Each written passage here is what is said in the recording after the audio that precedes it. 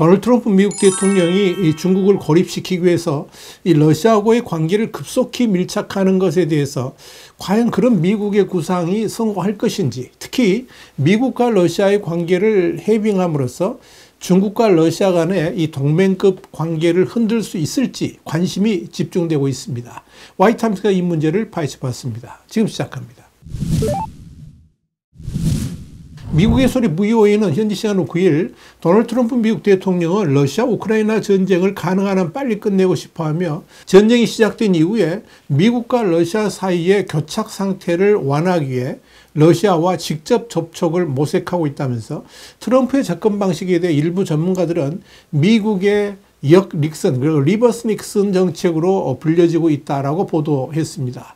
VOA는 이어서 일부 전문가들은 미국이 아무리 설득한다 해도 러시아가 중국을 포기하지는 않을 것이지만 미러 관계가 해빙된다면 중국이 미국에 굴복할 가능성이 높아지면서 미중 관계도 우호적으로 바뀔 수 있다라고 내다봤습니다. 트럼프는 지난 2월 10일 블라디미르 푸틴 러시아 대통령과 전화통화를 했고 18일에는 미국과 러시아의 대표들이 사우디아라비아의 수도 리야드에서 회담을 가졌습니다. 이런 만남은 전 세계를 깜짝 놀라게 했죠.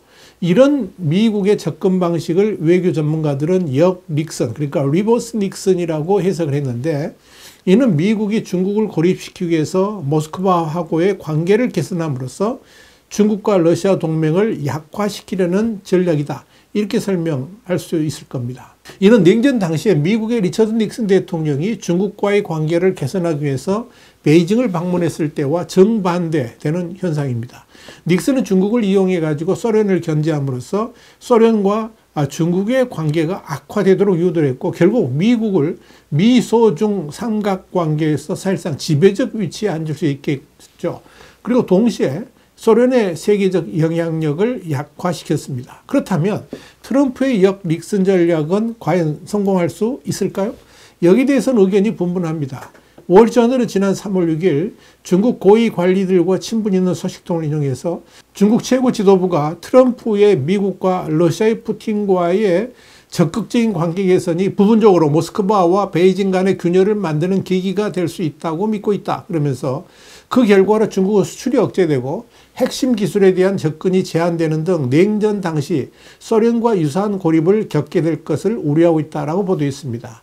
이와 관련해 VOA는 그러나 트럼프의 러시아에 대한 태도는 아직 명확하지 않은 것으로 보인다면서 푸틴에 대해서 우호적 태도를 보이던 트럼프가 지난 7일에는 돌연 러시아가 우크라이나에 대해 지나치게 공격적 행동을 보인다면서 러시아가 협상 테이블에 앉을 수 있도록 하기 위해 더 많은 제재를 가할 수도 있다는 메시지를 보냈다, 이렇게 짚었습니다. 실제로 트럼프 대통령은 7일 소셜미디어 글에서 러시아가 지금 전장에서 우크라이나를 강타하고 있는 사실에 기초해서 나는 휴전 및 평화에 대한 최종적 합의에 도달할 때까지 러시아에 대한 대규모 은행 제재와 다른 제재, 관세를 강력하게 고려하고 있다고 말했습니다. 그러면서 러시아와 우크라이나에 말한다, 너무 늦기 전에 협상 테이블로 나오라, 이렇게 촉구했습니다. 이런 가운데 눈여겨볼 것은 마르코 루비오 국무장관이 지난 2월 25일 역 닉슨 전략과 관련해 중요한 발언을 했는데, 이를 보면 지금 미국이 무슨 생각을 하고 있는지 짐작하게 만듭니다. 루비오 장관은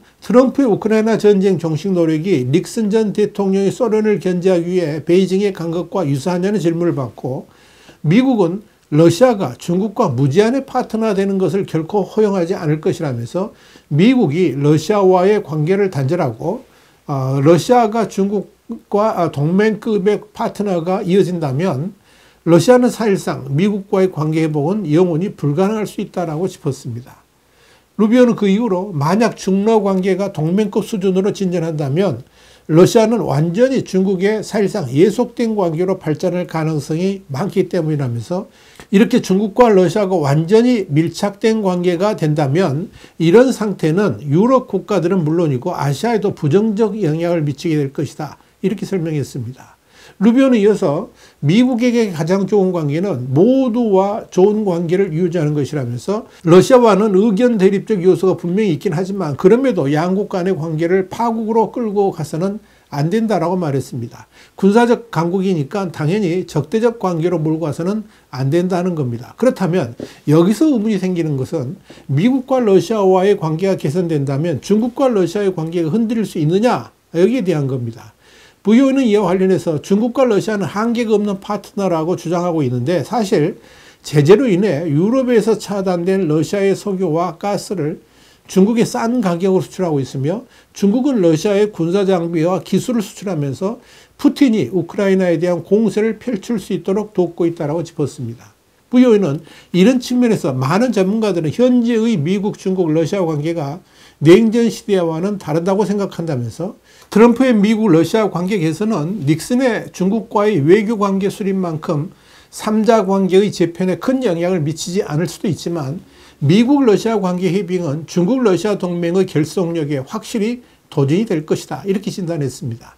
여기에 대해서 조지타운 대학의 미국 중국 글로벌 이슈 대화의 선임 연구원인 데니스 와일더는 러시아에 대한 제재가 해제되면 중국은 러시아에 대한 영향력 측면에서 더 이상 지배적 위치에 있지는 않을 것이라면서 결국 미국과 러시아가 러시아 우크라이나 전쟁에 대해 일종의 합의에 도달하면 러시아의 중국 의존도가 필연적으로 완화될 것이다. 이렇게 강조했습니다.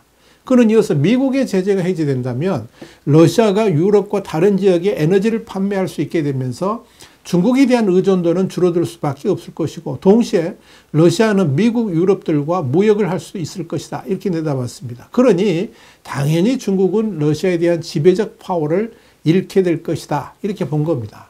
VOA는 또 일부 전문가들은 러시아가 중국에 대해서 근본적인 불신감을 가지고 있기 때문에 미국과 부분적으로 화해할 수 있다면서 특히 중국과 러시아 간의 영토 분쟁 문제에서 그러하다라고 짚었습니다. 뉴욕의 지정학적 리스크 분석 회사인 스트래티지 리스크의 CEO인 아이작 스톤피쉬는 뉴스위크하고 인터뷰에서 미국이 모스크바를 베이징으로부터 분리하는 것이 가능하다고 믿는다. 모스크바와 워싱턴은 모두 베이징을 불신한다. 베이징은 러시아의 영토 야욕을 가지고 있지만 미국은 그렇지 않다. 이렇게 말했습니다. 미국의 군사전략가인 에드워드 루트왁도 오늘날 푸틴의 가장 큰 관심사는 러시아 최동단 지역인 시베리아 연해주의 영토 보존이라면서 블라디보스톡 그리고 중국에서는 하이웨이라고 부르는데요. 이 블라디보스톡의 지역 공무원과 학자들이 중국 침략에 대해 심각한 우려를 표명하고 있다고 밝혔습니다. VOA는 이와 관련해서 중국 기업들은 블라디보스톡에 점점 더 많은 투자를 하고 있으며 이로 인해 러시아 국민과 여론의 반감 그리고 경계심이 고조되고 있다 그러면서 2023년에 발표된 중국의 공식적인 공공지도 콘텐츠에 대한 규범은 블라디보스톡을 포함한 중국 러시아 국경의 많은 지역에 현재 공식 명칭에 옛 중국식 명칭을 추가했다라고 지적했습니다. 이런 조치는 중국 정부가 역사적인 영토 분쟁에 대해서 러시아에 불만을 표명하는 것으로 간주될 수 있다 하는 이야기입니다. 그러나 미국과 러시아가 관계를 회복한다 해도 중러 관계를 근본적으로 흔들 가능성은 별로 없다는 견해도 많습니다. 호주 컨설팅 회사인 GRASP의 설립자이자 CEO인 그리고 또 중국과 러시아 전문가인 필립 이바노프는 중국과 러시아 경제의 상호 보완적 성격 때문에 양국이 동맹을 깨기가 어렵다면서 양국은 전략적으로 중요하기 때문에 좋은 이웃관계를 유지하기 위해서 최선을 다할 것이다. 이렇게 전망했습니다. 그는 이어서 중국이 미국과의 장기적인 경쟁에 대비하고 있는 상황에서 러시아가 중국 편에 서는 것은 좋은 일이라면서 러시아에게 중국은 경제적 생명줄과도 같은 존재이기 때문에 러시아 지도자들은 이런 깊은 의존성을 싫어하면서도 어쩔 수 없이 중국과는 공동 운명체로서 살아갈 수밖에 없다고 본다. 이렇게 설명했습니다.